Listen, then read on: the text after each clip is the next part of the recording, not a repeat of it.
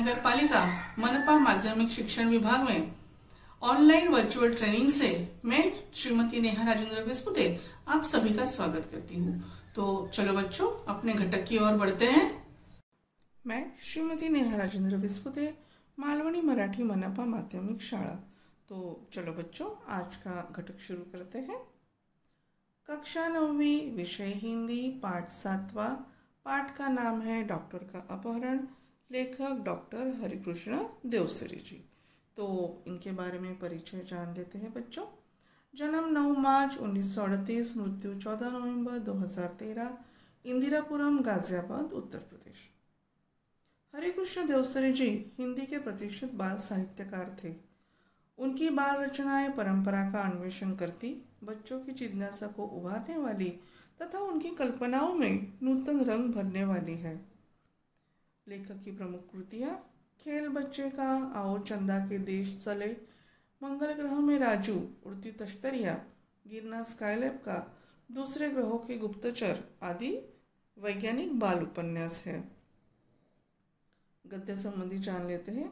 विज्ञान कथा जीवन की किसी घटना का रोचक प्रवाही वर्णन कहानी है। तो बच्चों, अपना जो ये पाठ है डॉक्टर का अपहरण, यह एक विज्ञान कथा के साथ साथ कहानी के माध्यम से लेखक ने हमारे सामने प्रस्तुत किया है और कहानी सभी को अच्छी लगती है बच्चों। प्रस्तुत कथा के माध्यम से देवसरी जी ने उद्योगों के अंधाधुंध विकास, मशीनों की बढ़ती संख्या, फैलते प्रदूषण, बढ़ती बीमारियां, जलवायु परिवर्तन के कुप्रभावों के प्रति हमें जागरूक किया है। तो यहाँ पर लेखक मनुष्य को यह समझाना चाहते हैं कि जिस तरह से अश्म युग से लेकर आज तक मनुष्य विकास ही विकास कर रहा है, लेकिन उससे क्या बीमारियां, प्रदूषण और जिससे हमें बहुत ही तकलीफ हो रही है, उससे वह मुंह मोड़ रखे बैठा है। क्योंकि चारों ओर आज हम देख रहे हैं बच्चों, सिर्फ मशीन ही मशीन है। आज भी क्या हो रहा है कि हम कोरोना की वजह से घर में बैठे हैं और मोबाइल, पीसी, लैपटॉप से पढ़ाई कर रहे हैं, लेकिन उससे भी बीमारियां हो रही है। साथ साथ मशीनें के हिसाब से, कंपनियों के हिसाब से प्रदूषण फैल रहे हैं। जल और वायु में भी उसके परिवर्तन दिखाई दे रहे हैं। और इन सारी बातों की तकलीफ सिर्फ और सिर्फ कौन झेल रहा है? मनुष्य झेल रहा है। तो इसकी तरफ हमें ध्यान देना ही होगा, नहीं तो आगे और भी बुरा हो सकता है। तो आज का हमारा पाठ शुरू करते हैं बच्चों। पाठ का नाम है डॉक्टर का अपहरण। अपहरण, यह शब्द सुनते ही बच्चों डर लगता है।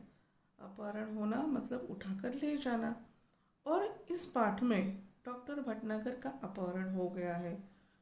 क्यों किया, किसने किया, किस लिए किया और उन्हें कहाँ ले गए, इसके बारे में हमें इस पाठ से जानकारी मिलने वाली है, जो कहानी के रूप में हमारे सामने प्रस्तुत किया है।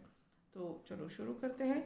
कुछ महीनों पहले डॉक्टर भटनागर के अचानक लापता हो जाने का समाचार पड़ा होगा, लेकिन उसके बाद फिर भी उनके बारे में कुछ भी पता नहीं चला। हुआ यह था कि एक रात को लगभग 2 बजे उनके घर की कॉल बेल बज उठी। आदत के अनुसार डॉक्टर भटनागर उठ गए, क्योंकि वह डॉक्टर थे और उन्हें पता था कि रात बेरात तो कौन आते हैं, मरीज ही आते हैं, तो उनके लिए वो उठ गए। उनकी पत्नी जाग कर भी बिस्तर पर पड़ी रही, क्योंकि वह जानती थी ऐसा तो रोज होता है। जब भी कोई मरीज सीरियस होता तब अस्पताल का चौकीदार उन्हें उठाने आ जाता। अगर किसी को उन्हें घर बुलाकर ले जाना होता तो भी वह भी आकर उन्हें जगा देता था कि जैसे ही डोरबेल बजी तो डॉक्टर साहब तो उठ गए, लेकिन उनकी पत्नी बिस्तर पर ही पड़ी रही, क्योंकि उन्हें पता था कि ऐसा तो रोज़ होता है और उन्हें बुलाने के लिए कौन आता है? चौकीदार तो आ ही जाता है। डॉक्टर भटनागर मरीजों की सेवा करना अपना परम कर्तव्य समझते थे, इसलिए वह इसका बुरा नहीं मानते, बल्कि सहज चले जाते। कोई उन्हें फीस दे या न दे, उन्हें चिंता कभी न थी। उस रात भी वह उठे और गाउन पहने ही दवाइयों का बैग उठाकर ले चले।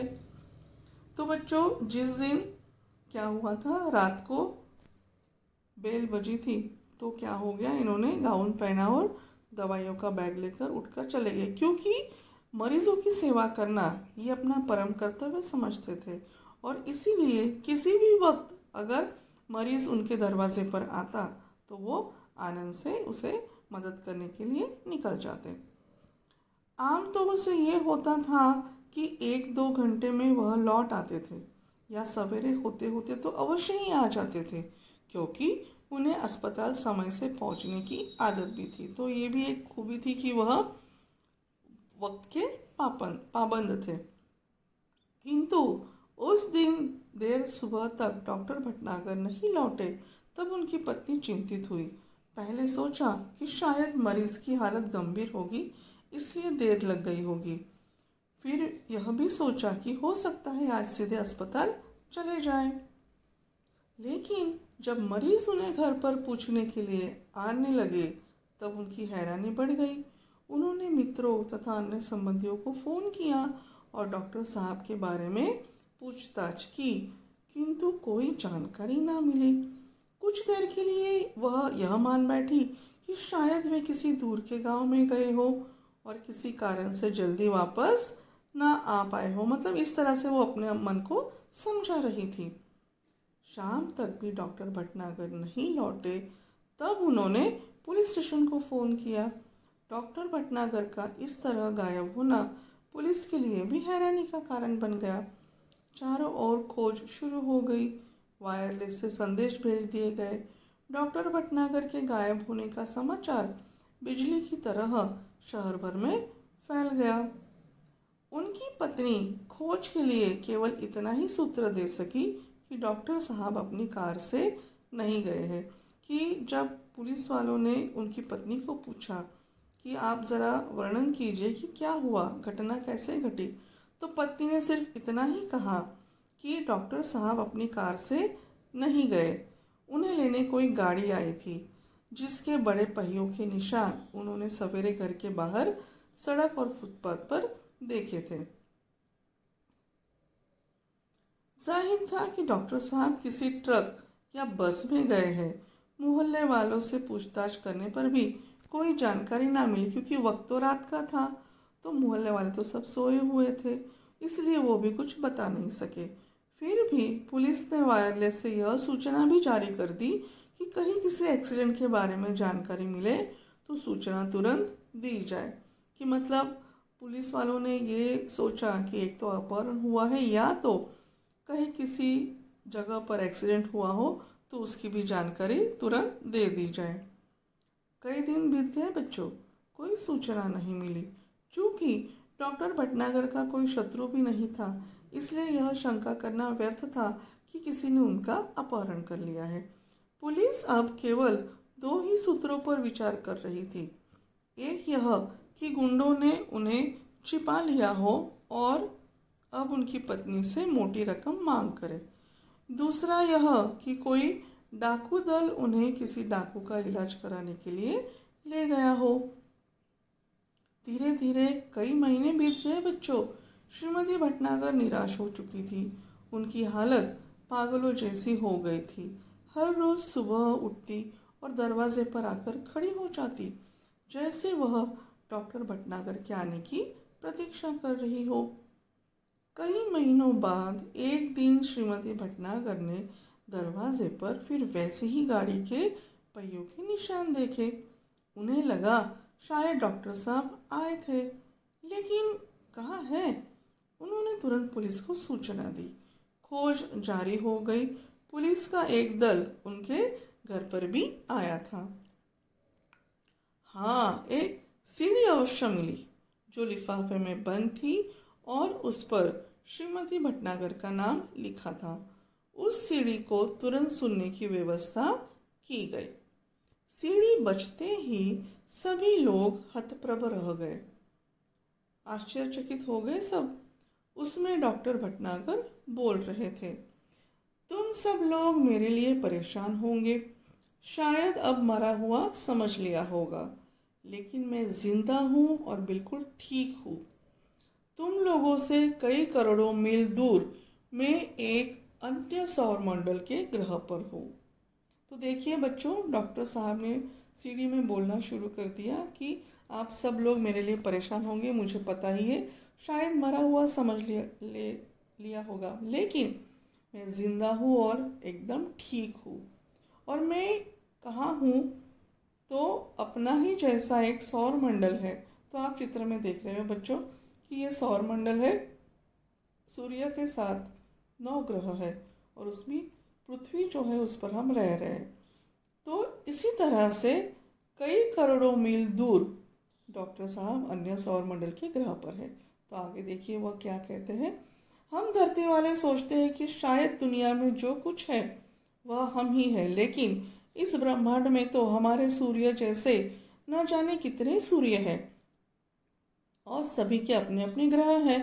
उन ग्रहों पर दुनिया बसी है और हम में से वे लोग कई गुना ज़्यादा उन्नतिशील है, मतलब प्रगतिशील है, कि परग्रहवासी ज़्यादा ही प्रगतिशील है। मुझे यहाँ आकर अपने परिवार, मित्रों, देश और पृथ्वी से दूर का दुख तो बहुत ही ज़्यादा है, लेकिन इस बात की खुशी है कि मेरा यह भ्रम जाता रहा कि दुनिया में सिर्फ हम ही हैं।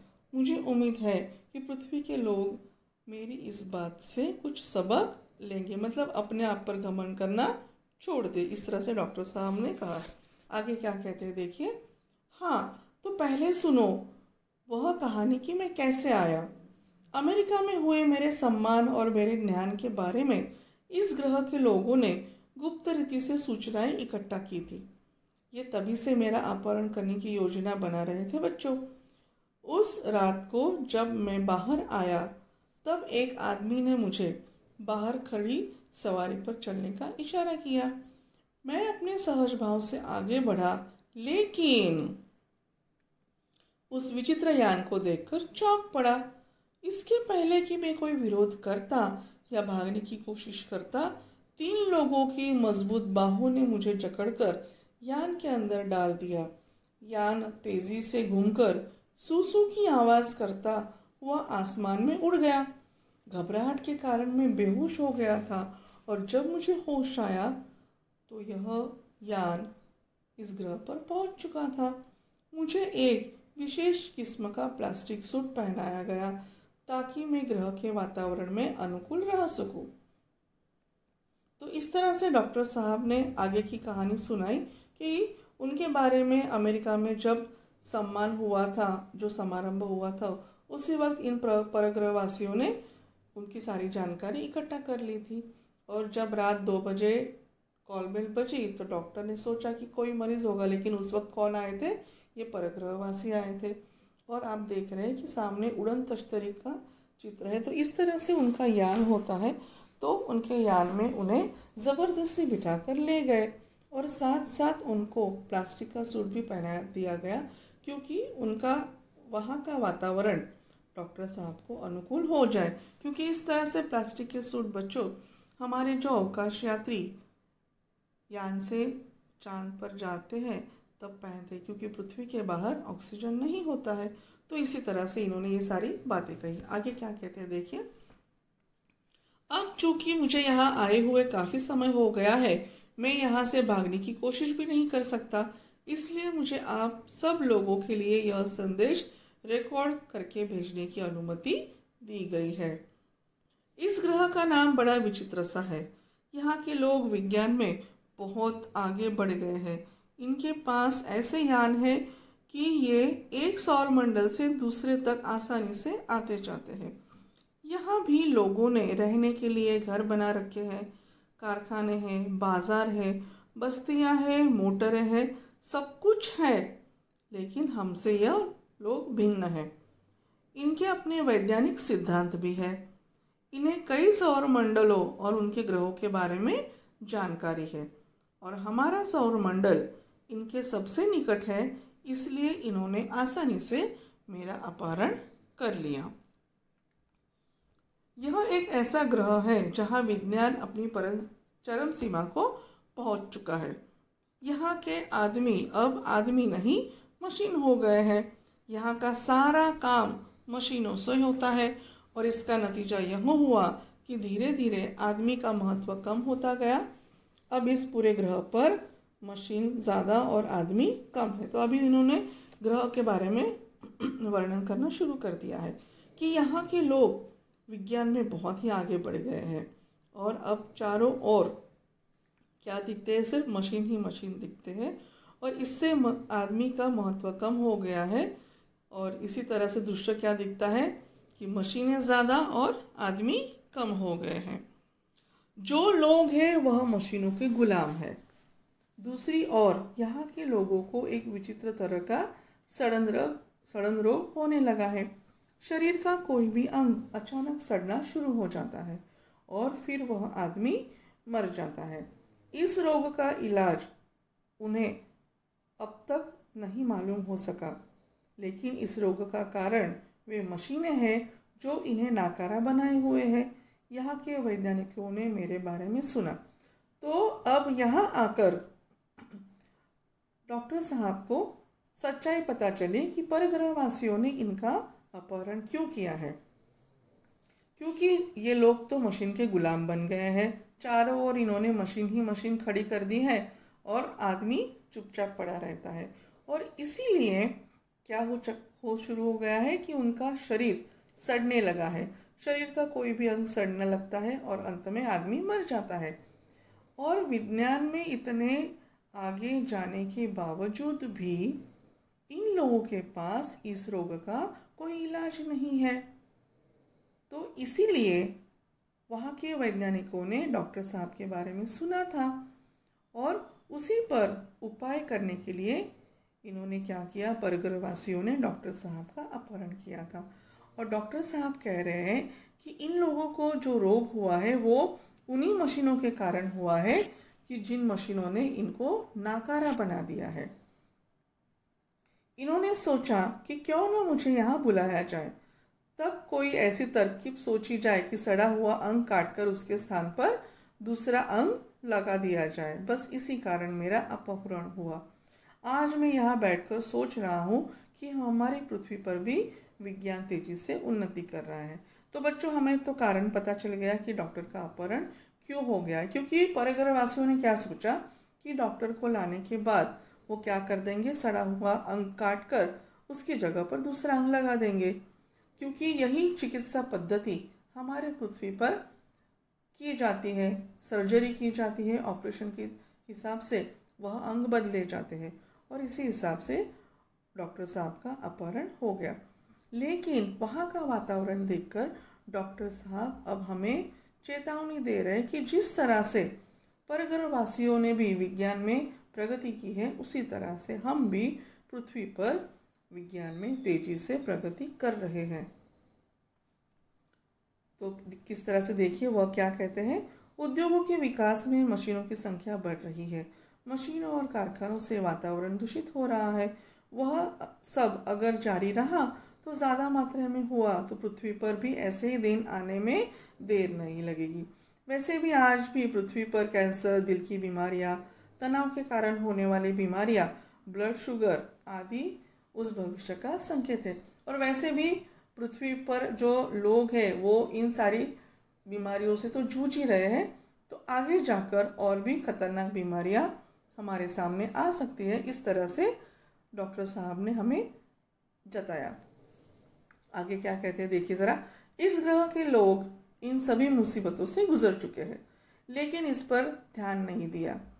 अब स्थिति यह है कि अगर तुरंत कोई उपाय न किया गया तो शायद यहाँ से इंसानों का नामो निशान मिट जाएगा। मतलब सारे इंसान परग्रहवासी खत्म हो जाएंगे, मतलब मृत्यु हो जाएगी। बस यहाँ होगी ऊंची इमारतें, बड़े बड़े कारखाने, चिमनियाँ और दैत्याकार मशीनें।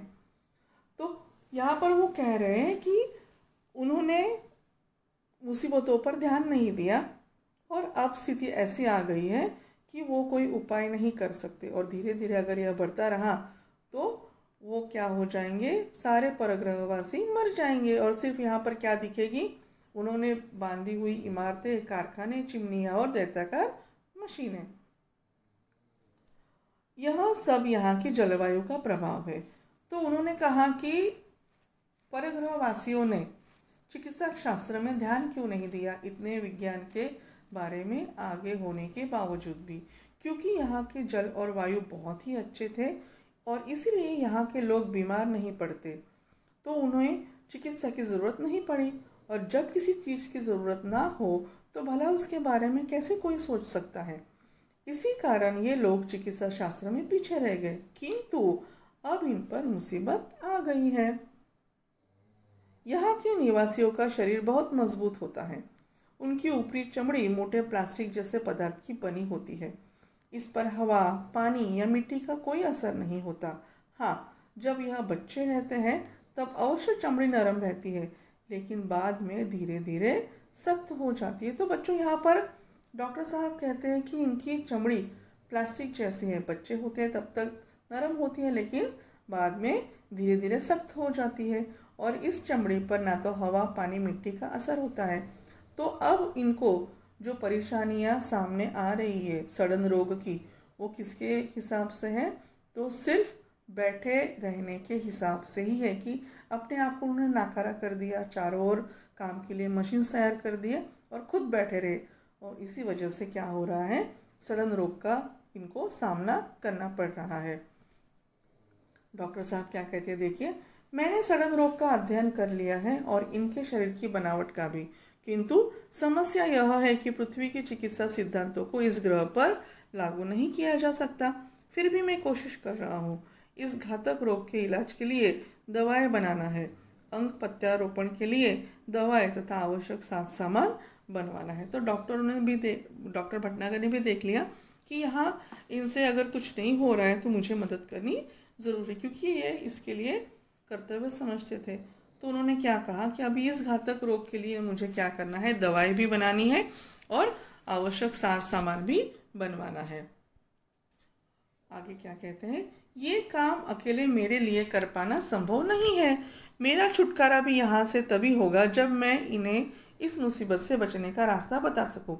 इसलिए अब यह लोग योजना बना रहे हैं कि मेरी सहायता के लिए पृथ्वी से कुछ वैज्ञानिकों को और डॉक्टरों को लाया जाए। तो देखिए बच्चों, जब डॉक्टर साहब वहाँ पर काम करने के लिए तैयार हो गए, उन्होंने कहा कि मैं दवाइयाँ बनाकर दे सकता हूँ, लेकिन ये मेरे अकेले की बात नहीं है। तो बच्चों, परग्रहवासियों ने वापस और पृथ्वी के कुछ वैज्ञानिक और डॉक्टरों का अपहरण के बारे में सोच लिया है। आगे क्या कहते हैं डॉक्टर, देखिए, जो भी हो, अब अगर मैं यही सही सलामत वापस पृथ्वी पर आना चाहूँ तो इनकी इच्छा के अनुसार ही आ सकता हूँ, इसलिए इनसे विरोध मोल लेना ठीक ना होगा। फिलहाल यह कहना कठिन है मैं अब कब आ सकूँगा। आप लोग घबराइए नहीं, मुझे यहाँ कोई कष्ट नहीं है। बस आप यही समझे कि मैं इस समय विदेश यात्रा पर हूँ। तो डॉक्टर साहब अब अपने परिवार से क्या कहते हैं कि मुझे भी घर तो आना ही है, पृथ्वी पर सही सलामत आना है, लेकिन इनके इच्छा के अनुसार ही आ सकता हूँ और इसलिए मुझे इनसे विरोध करना ठीक नहीं है। और फिलहाल तो इस माहौल में मैं कह नहीं सकता कि कब तक आ सकूँगा। तो आप लोग घबराइए नहीं, मुझे यहाँ पर कोई कष्ट नहीं है। बस आप सिर्फ यही समझ लीजिए कि मैं किसी विदेश यात्रा पर हूँ। विदेश यात्रा मतलब अपनी जगह छोड़कर दूर के देश में यात्रा के लिए जाना, कि उसको जाने में और आने में बहुत वक्त लगता है। तो इस तरह से डॉक्टर साहब अपने परिवार और मित्रों को समझा रहे कि मेरी कोई चिंता न कीजिए, बस यह समझ लीजिए कि मैं किसी विदेश यात्रा पर गया हूँ। डॉक्टर भटनागर के इस रिकॉर्ड किए संदेश को सुनकर सभी चकित रह गए। कितना बड़ा रहस्य उद्घाटन भी हुआ था, आज के लिए और भविष्य के लिए भी। तो बच्चों, उसी तरह का वातावरण हमारे पृथ्वी पर भी है और न जाने आगे हमें भी और कौन सी बातों को सामना करना पड़ सकता है। तो इस तरह से डॉक्टर ने हमें चेतावनी भी दी है और अपनी तरफ से शांत रहने को भी सबको कहा है। तो बच्चों, इस तरह से हमारा यह पाठ पूरा होता है। आपको यह पाठ पसंद आया है, यह मैं आशा रखती हूँ। धन्यवाद। तो बच्चों, यहाँ पर हमारा घटक पूरा होता है। आपको यह घटक अच्छा लगा होगा। इसी तरह से नए नए घटक देखने के लिए इस चैनल को लाइक करें, शेयर करें और सब्सक्राइब करें। धन्यवाद।